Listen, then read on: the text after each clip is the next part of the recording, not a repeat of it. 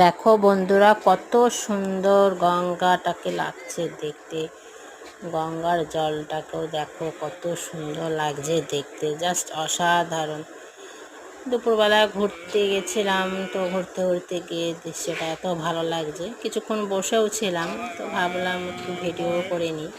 তো দেখো কি ভালো লাগছে দেখতে। মনে হচ্ছিল গিয়ে স্নান করি, তো স্নান টান করে